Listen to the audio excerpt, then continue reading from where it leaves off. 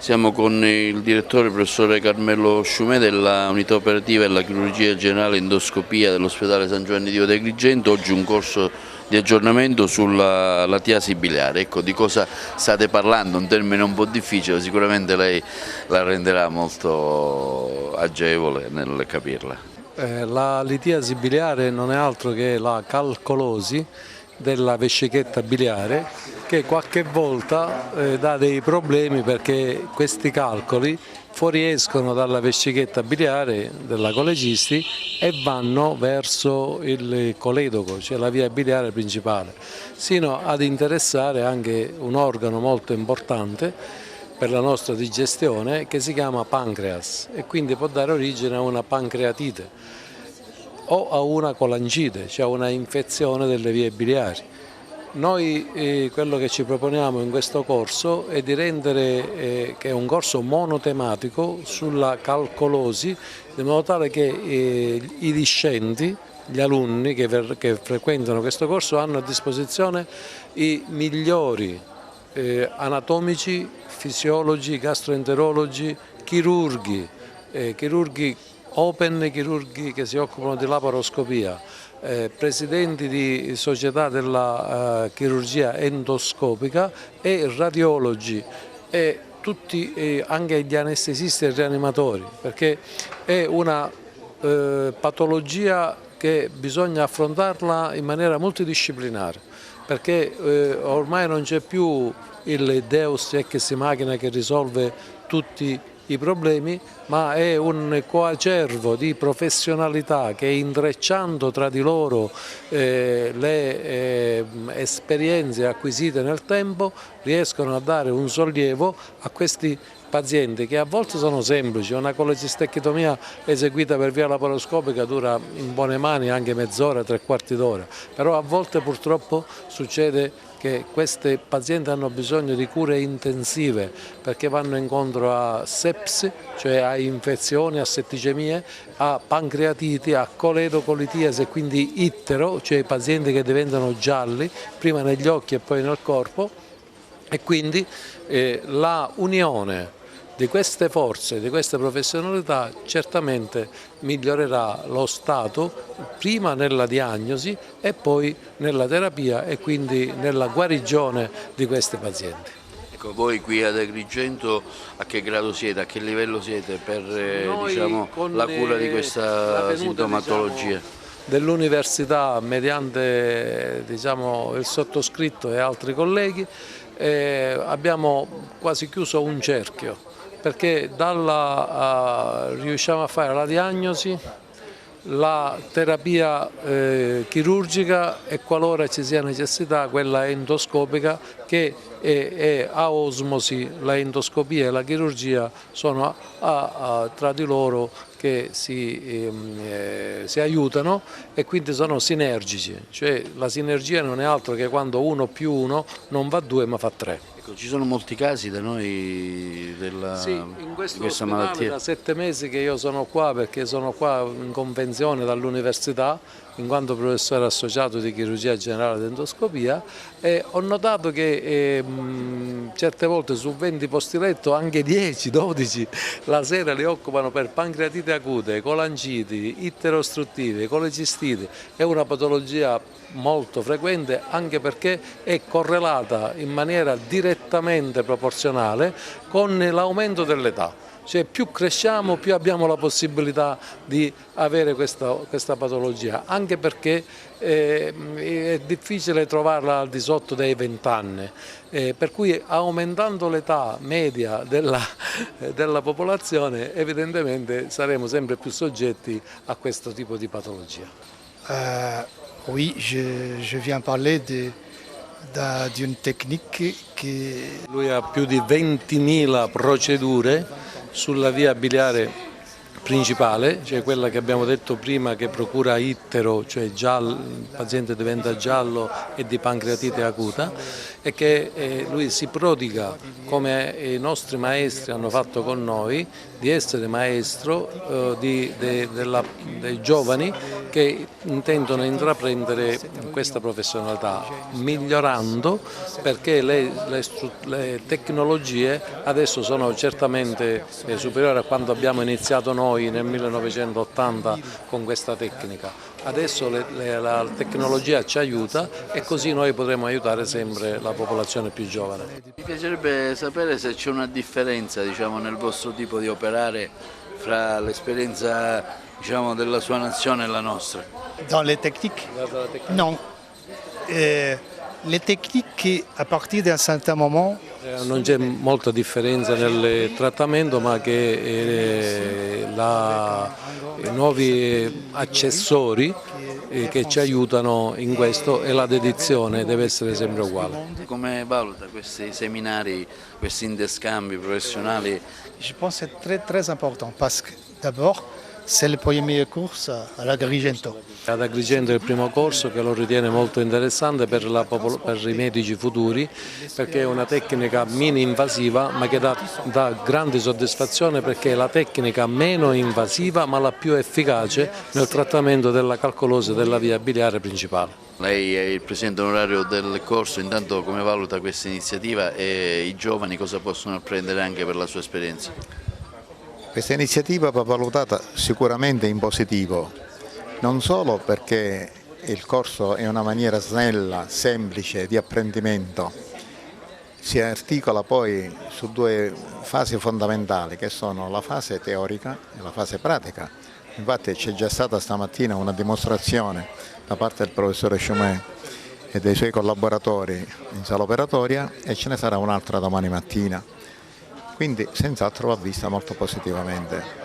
Che messaggio si può dare ai suoi colleghi più giovani che operano in questo campo? Di continuare, di amare la chirurgia, perché la chirurgia è una branca molto difficile, che comporta molti sacrifici sotto tanti punti di vista, anche se oggi per vari motivi non viene adeguatamente considerata per quello che rappresenta. Alcune sfortunate vicende giudiziarie hanno finito per portare facilmente i chirurghi sul banco degli accusati. Non è così. Io sono convinto che nessun chirurgo, almeno dotato di normale intelligenza, può fare qualcosa contro l'ammalato. L'ammalato è qualcosa che merita totalmente la nostra fiducia, il nostro amore, il nostro impegno, perché lui possa riguadagnare la salute. L'ammalato mette nelle nostre mani la sua vita, quindi come si può tradire una fiducia di questo genere? Mi sembra addirittura inverosimile. Oltretutto i chirurghi non sono stati oggi sufficientemente apprezzati, per quanto poc'anzi detto, ma vorrei con l'occasione rivolgere un appello, se così si può dire, alle autorità specifiche, perché la figura del chirurgo venga sempre portata alla ribalta nella maniera più significativa, nella maniera in cui deve essere salvaguardata e addirittura sostenuta anche, e aggiungo economicamente, perché è giusto che la chirurgia, per la difficoltà che comporta, non può avere delle tariffe irrisorie, ma deve essere adeguatamente anche retribuita. Anche perché la vita del chirurgo non è molto lunga. Il chirurgo fa un lavoro usurante, riconosciuto questo dalla Corte dell'Aia. E allora a questo punto, se arriveranno delle opportune provvidenze in merito ai chirurghi, allora noi vedremo sempre più i migliori giovani che si accingono allo studio della medicina e poi ovviamente a quello della chirurgia, ad essere più facilmente incoraggiati a poter intraprendere una carriera così difficile. Sono iniziative importantissime perché l'aggiornamento professionale è fondamentale per la crescita non solo dei giovani chirurghi ma dei chirurghi in generale, quindi un corso organizzato in questi termini, non come congresso, ma come corso di aggiornamento, ha una valenza didattica importantissima. Quindi sono d'accordissimo su queste cose, su queste iniziative. Stando alla sua esperienza romana, che tipo di apporto porterà qui nel suo intervento ai suoi colleghi di Agrigento? Ma molto sarà nella discussione dei vari argomenti, perché questi corsi, se hanno un aspetto positivo da sottolineare, è proprio quello che aprono una discussione fra esperti, specialisti, quindi c'è uno scambio di esperienze che è la cosa più vissuta e quindi più utile, più comprensibile. Ho già sentito delle relazioni molto interessanti, molto innovative, con la presentazione di tecniche d'avanguardia, quindi io credo che il bilancio che potremo fare domani pomeriggio sarà senz'altro positivo. Trova una differenza fra nord e sud anche in questo caso, dico fra il Lazio dove lei opera e la nostra Sicilia, mi riferisco chiaramente alle tecniche di lavoro, no? Allora, io conosco bene la chirurgia siciliana perché il mio maestro era un chirurgo siciliano della provincia di Catania, molto amico dei chirurghi palermitani. Ho sempre avuto grandi rapporti di collaborazione con la chirurgia siciliana. Questa differenza non deve esistere, io dico che non deve esistere specialmente per quanto riguarda il supporto organizzativo, amministrativo che si deve dare ai chirurghi, che è quello che segna un po' la differenza fra il nostro nord e il nostro sud, perché poi a livello di professionalità non c'è assolutamente nessuna differenza. Con la litiasi bilare a che età viene maggiormente, colpisce l'individuo, il malato, insomma, aggredisce il malato? La litiasi biliare aumenta la sua frequenza con l'aumentare degli anni, quindi è una patologia rara, diciamo al di sotto dei 20 anni, ma in una donna che ha avuto figli, che è un po' sovrappeso, che ha il colesterolo alto e che è sopra i 60 anni, è presente in quasi una donna su 4. Più donne che uomini allora? Una leggera prevalenza per le donne rispetto al sesso maschile. Ci sono dei fattori ormonali evidentemente che agiscono anche in questa patogenesi. Questo del professore Choumet è un impegno che continua negli anni. Carmelo è stato fondatore della Società Italiana di Endoscopia Chirurgica che oggi mi onoro di presiedere, e quindi essere qui insieme al nostro gruppo dirigente nazionale era un obbligo per rendere omaggio alla sua capacità organizzativa e per portare qui ad Agrigento il lavoro che noi stiamo facendo come società scientifica a livello nazionale e internazionale. Ci sono delle differenze magari nel modo come si cura la malattia fra le varie regioni d'Italia?